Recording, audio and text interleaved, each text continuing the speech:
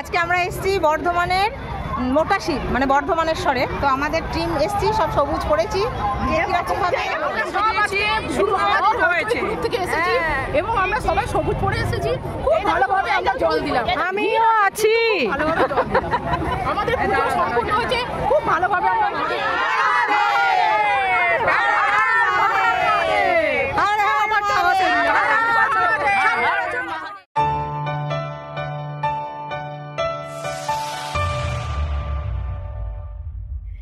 তো বন্ধুরা কেমন আছেন বলুন? আশা করি সবাই ভালো আছেন। আপনাদের ভালোবাসায় আমিও বেশ ভালো আছি। আজকে তো শ্রাবণ মাসের প্রথম সোমবার। তো আজকে আমরা সবাই গেছিলাম আমাদের এখানে বর্ধমানের যে মোটা শিব আছে বা বর্ধমানেশ্বর, সেই বাবা মহেশ্বরের মাথায় জল দিতে আমরা সব বান্ধবীরা একসাথে। তো চলুন সেই জল দেওয়ার খুব আনন্দের মুহূর্তটা তো আপনাদের সাথে শেয়ার করবই। তার আগে ছোট্ট করে শেয়ার করে দিই বর্ধমানের মোটা শিবের কাহিনী। আমি এই ভিডিও আগেও শেয়ার করেছি, তবুও ছোট্ট করে একটুখানি সংক্ষেপে বলে দিই এর ইতিহাস, তাহলে আপনাদের বুঝতেও সুবিধা হবে। আর এই যে লাইন রেখেছেন ইনি, আগে আগে এসে লাইন রেখেছেন, আমরা এসে যোগ দিলাম, লাইনে ঢুকলাম। চলুন সামনে যা ভিড়, আস্তে আস্তে দেখাই। অসম্ভব ভিড়, তবে লাইন খুব তাড়াতাড়ি আগাচ্ছে। তো দেখছেন তো এই যে বিশাল বড় লাইন, লাইনে দাঁড়িয়ে আছি, লাইন আগাচ্ছে। আর পাশেই বিক্রি হচ্ছে ফুল, বেলপাতা, আকন্দর মালা, যা যা পুজোর সামগ্রী সব কিছুই। আপনি যদি বাড়ি থেকে আনতে ভুলেও যান, আপনি এখানে সবটাই পেয়ে যাবেন। তো প্রবল রোদ দিয়েছে আজকে, তো সেই রোদে ছাতা নিয়ে মনের মধ্যে বাবা মহেশ্বরকে মনোবাসনা জানানোর, মন দিয়ে পুজো করার ইচ্ছা তো আছেই, তার সাথে সূর্য দেবতার কিন্তু প্রখর তেজও আছে। সবটা নিয়েই বেশ কিন্তু আমরা সবাই এগিয়ে যাচ্ছি। তো চলুন এর কাহিনী যেটা বলছিলাম, আমরা যেটুকু শুনেছি, বর্ধমান শহরের আলমগঞ্জে অবস্থিত মোটা শিব বা বর্ধমানেশ্বর শিব মন্দির একটি বিখ্যাত মন্দির। এটি স্থানীয়ভাবে বুড়ো শিব নামেও পরিচিত। এই মন্দিরটি বর্ধমান রাজবাড়ির পৃষ্ঠপোষকতায় নির্মিত হয়েছিল এবং এখানে স্থাপিত শিবলিঙ্গটি আকারে কিন্তু বেশ বড় ও চওড়া হওয়ার কারণে এটাকে মোটা শিব নামেই পরিচিতি দেওয়া হয়েছে। লোকমুখে বুড়ো শিব বা মোটা শিব নামে পরিচিত এই শিবলিঙ্গটি বর্ধমানের আলমগঞ্জে একটি পুকুর খননের সময় পাওয়া গিয়েছিল। স্থানীয় মানুষের বিশ্বাস এটি একটি বিশাল শিবলিঙ্গ এবং এর চারপাশে অনেক অলৌকিক ঘটনা রয়েছে। এই মন্দিরের ঠিক পিছনেই আছে একটি পাড় বাঁধানো পুকুর, যা দুধ পুকুর নামেই পরিচিত। মূলত শ্রাবণ মাসে বর্ধমানেশ্বরের জন্মতিথি 25শে শ্রাবণ, যে দিনটা আমরা জানি, সেই সময় এবং সারা বছরই বাবার মাথায় জল ঢালার জন্য এই পুকুর থেকেই জল তোলা হয়।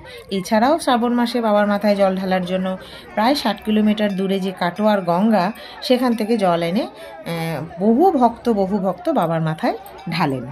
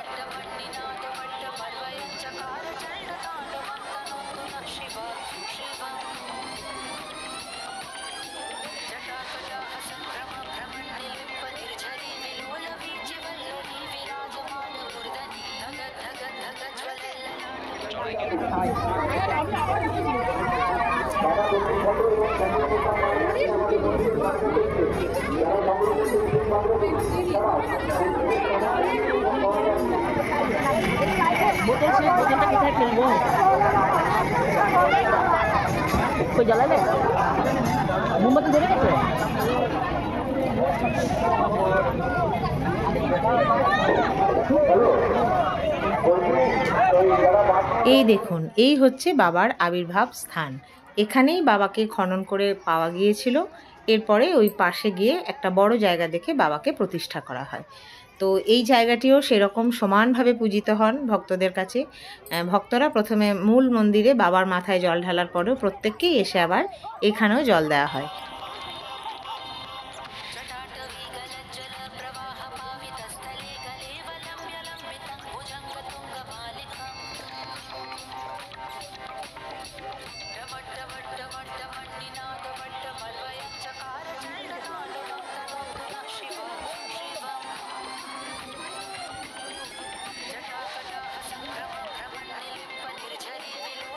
এছাড়াও এখানে এই 1 মাস ব্যাপী ধরে চলে কিন্তু খুব সুন্দর একটা ছোট্ট মেলা। বিভিন্ন জিনিস পাবেন, পুজোর সামগ্রী পাবেন, খাবার দাবার পাবেন, খেলনা পাবেন। আর সর্বোপরি যেটা এখানকার মূল আকর্ষণ, এই পুজোর মূল আকর্ষণ সবুজ চুড়ি, সেটা তো পাবেনই পাবেন। আর আমরা তো পরেইছি সবুজ চুড়ি, তো চলুন আমরা কীরকম আনন্দ করে সবুজ চুড়ি পরেছি সেটাও এক ঝলক দেখে নিই। বড় হলো না এটা একটু? এটা বড় হয়েছে, এটা বড় হয়েছে। হ্যাঁ, অত বড় চুড়ি কিন্তু দেখো তুমি, তুমি আমাকে ছোট করে দাও, কারণ আমার অত বড় লাগবে না। তুমি 25 টাকা নেবে চুড়ি পরিয়ে দিচ্ছে, সবাই একসাথে পড়ছি। হ্যাঁ দেখো, একটু পরিয়ে দাও। আশীর্বাদ করছি সারা জীবন তোমাদের আমি একদম একদম তোমার মতো দাদাও আমরা যেন পাই। এটা একটু ছোট করে দাও, পরে ধরবেন। হ্যাঁ, তোমার মতো দাদা যেন আমরা পাই।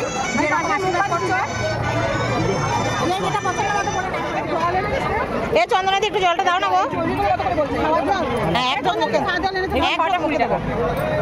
আমার প্লেনগুলো 6টায় ঢুকবো।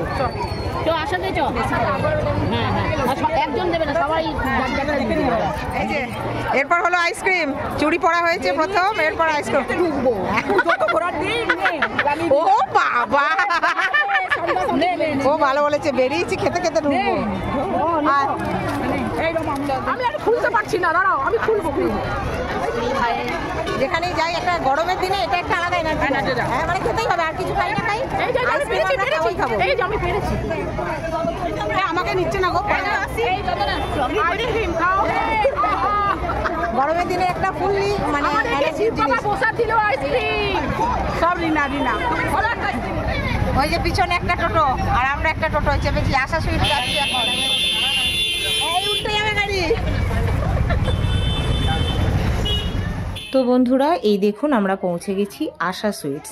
এটা আমাদের প্রত্যেকবারেরই প্ল্যান। আমরা বাবার মাথায় জল দেওয়ার পর একটা নিরামিষ বর্ধমানের বিখ্যাত মিষ্টির দোকান, অনেকেই জানেন, আশা সুইটস। তো ওইখানে গিয়ে আমরা একটু কচুরি, মিষ্টি এসব খাই, লস্যি তো এসব খাই। সেরকমই আমরা ওখানে গিয়ে টিফিনটা করে তারপর যে যার মতো বাড়ি আসি। তো সেরকম এখানে একটা বেশ গোল হয়ে বসে পড়েছি কচুরি নিয়ে। এরপর যে মিষ্টি খেয়েছি সেটার তোলা হয়নি, কারণ যেহেতু হাত এনগেজ হয়ে গেছিলো, প্রচণ্ড খিদেও ছিল, সব কিছু নিয়ে মাথা থেকে ওটা বেরিয়ে গিয়েছিল। তো আমরা কচুরি আর রসমালাই খেয়ে আমরা চলে এলাম। আর হ্যাঁ, এই যে এতজন সবুজ চুড়ি পরেছি তার ছবিটা তো তোলা হয়নি, তো চলো মিষ্টির দোকানেই তুলে নিই। তো মিষ্টির দোকানে ছবিটা তুলে সবাই হর হর মহাদেব বলে ভোলা মহেশ্বরকে স্মরণ করে মনোবাসনা জানিয়ে মন খুলে আনন্দ করে চলে এলাম। তো আপনাদের আমার এই ভিডিও কেমন লাগলো জানাবেন। ভালো লাগলে ছোট্ট করে একটা লাইক, বেশি ভালো লাগলে চ্যানেলটিকে সাবস্ক্রাইব করে সবসময়ের মতো এত ভালোবাসা নিয়ে সাথে থাকবেন, পাশে থাকবেন। সবাই ভালো থাকুন, সুস্থ থাকুন, আনন্দে থাকুন, ভালোবাসায় থাকুন। হর হর মহাদেব, জয় ভোলে শঙ্কর।